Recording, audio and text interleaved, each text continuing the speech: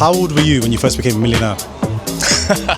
I have no idea. I guess What did you have to sacrifice to get to where you are now? a lot. I mean, If you had to build your ideal entrepreneur, and Yeah. you gave him 3 characteristics, Yeah. what would they be? there's 3 things. Firstly, Hello, I'm Daniel and I'm here with... Stefan Pretorius. Where are you from? Originally South Africa, but I've been in the UK for 18 years.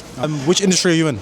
So I work in advertising, the technology part of advertising, and which means I work in AI today. Are you a business owner? I used to be. I started a business in 1999 that I ran for 17 years with 2 partners, and then we sold the business in 2012, finished selling it in 2016, and since then I've been in corporate. 93% of businesses fail in their first year. Yeah. It's very risky business. What Yeah. made you do it? I was at university in New York in 95, 96 when the internet just started getting commercialized. So Dot-com bubble. most Dot-com people bubble, yeah. most people don't remember that. I saw whole lot of opportunities to work and build businesses on the new digital revolution. I worked for 2 years at a pay TV company in South Africa, and then I just had the itch and started my own company. I was young. I just finished a postgrad degree. I had no dependents. I had no kind of commitments, and I just thought, well, if I'm not going to do it now, then I'll never do it. So I took the plunge, started a business, and you figure it out, right? What was your first year like? The first year Was it hard? no, it was heady because we got a little bit of venture funding. I went over to New York to start the office in New York. It was the end of the .com boom, so we had a lot of there was a lot of money flying around, and there was clients throwing money at digital services.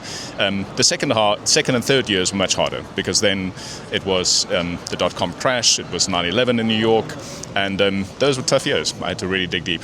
That's such an interesting journey because most people usually find their first 2 years, especially their first year, to be very difficult. It was 1999, so no one knew what they were doing. Search engine marketing was brand new. Search engine optimization was a thing. The first year had momentum. The second and third years were much harder because the economy collapsed, the .com crash happened. There were many days when I woke up in the morning and thought, what am I doing? It's a very lonely and very scary place to be in those early days. What was your biggest year in terms of revenue? In the entire journey or in the In the entire journey. about $25 million in revenue, 20% margin. Which year was that? 2012, yeah. What did you exit for? In total, $53 million. How old were you when you first became a millionaire? I have no idea. It sort of creeps up on you, right? So the first time we sold the business in 2012, I guess, was the first time that I really felt I had some assets. I could buy a house cash. I could, pay off loans. But it took 13 years, right? I mean, this is the point. Every overnight success, it takes 10 years, right? And that's at least 10 years. Yeah, so people see the luxury, people see the money, people see the wins. Yeah. But what did you have to sacrifice to get to where you are now? A lot. I traveled a lot for business. We lived in London. I had small kids. I didn't see my kids a lot because I'd be away the whole week. I'd come back weekends. I'd be completely jet lagged out of my mind. I'd be really exhausted. It was tough for my wife as well because she had to sacrifice a lot to facilitate my entrepreneurial journey, right? She's an academic, she's a teacher, and she gave up a lot to facilitate my ambition. And thankfully it worked out, but it could have gone the other way. Do you think having a support system in terms of maybe a wife or family is something that's conducive to success in business? A lot of people choose not to have families when they're entrepreneurs. It's a certain way of doing it, but it's very lonely and it's not sustainable. I think you ultimately something breaks, right?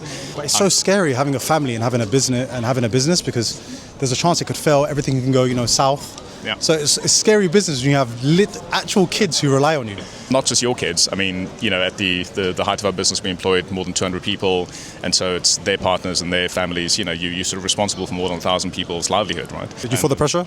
I did. I took a decision early on to partner with 2 people, good business partners. I didn't do it alone, and I think that takes a lot of pressure off you as well. I think people who try to do it alone, the pressure can be unbearable. What's the most expensive lesson you've learned in business so far? It's a very good question. There's no way to avoid the hard decisions. There were times along the journey where we'd invested a lot in a certain product or a certain offering. It didn't work out. The market turned. I once had to fire 17 people in one afternoon.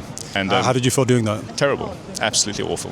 Firing people humanely, empathetically, is one of the hardest things to do. As hard as it is for the people that you're firing, it is also hard for the person firing the people. You see the pain, you see the shock. That's probably the toughest lesson. I wouldn't say the most expensive lesson, but it's the toughest lesson you have to learn as an entrepreneur, is that ultimately someone has to take the hard decisions, and it comes down to you. Yeah.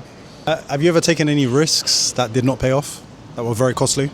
Yeah, many things that looked like good ideas at the time and then didn't work out. To pivot quickly if they don't work out. What's one secret about money that the wealthy know that most people completely miss?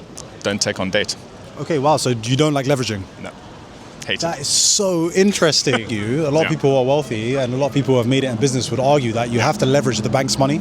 You completely disagree. I think in certain industries it's vital. If you have a kind of a capital heavy business, invest in plant, machinery and equipment and whatever else, I mean, there's no way that you can't do it. But if you're running a services company, build a product, it's basically ideas, formulated as a product offering, price it out, scale it organically, and the longer you can keep the business private without taking money, the better. It's not a good business if you give it away, and it's not a good business if it doesn't make money.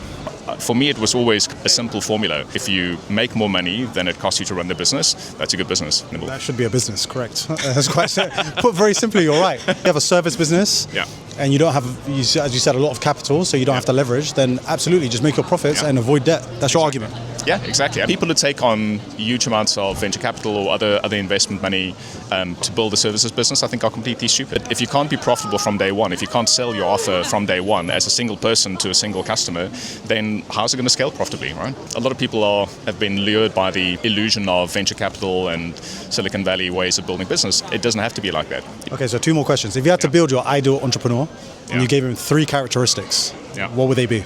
Or her. Yep, or her, correct. And this is sort of what I look at now, or look for now as an investor as well, because I've been doing quite a lot of investment myself. Firstly, you want someone who has unique knowledge or unique insight into some area. They need to have deep domain knowledge. An expert. They need to be experts in something, like deep experts in something, at the top of their field in terms of that thing. The second thing is they need to be really passionate about it. They can't do it as a part-time thing or as something that they might do while they're looking for another job. They've got to be absolutely obsessed. They've got to love it. They've got to live it. And if they don't show that passion, even though they might be an expert, I'm not interested. The third one is I've got to be 100% committed time-wise. People who come to me and say, oh, I'm going to spend 3 days a week on this thing and I want some money, raise some money for it, I'm not interested. Being an entrepreneur means being 7 days a week, sometimes 14 hours a day for years, and you cannot do that if you have other distractions. So extreme expert, real emotional passion for the industry, and full-time commitment. Those are the 3 things. That is some bloody wisdom. Thank you so much. Last question. Some people would say that money is a root of all evil, and some people would say that it just brings out the true self. What do you think? Look, I mean, if you're fortunate enough to have been moderately successful as an entrepreneur, not even wildly successful, just moderately successful, having a bit of money, having financial security is actually very liberating. It changes your perspective on life. It changes what you value. It actually, ironically, makes you want less.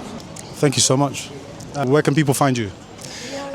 So you want to be found? Yeah, I can be found on LinkedIn, Stefan Pretorius, CTO at WPP. Sorry, one more time, I was coughing. So I'm Stefan Pretorius, CTO at WPP here in London. You can find me on LinkedIn.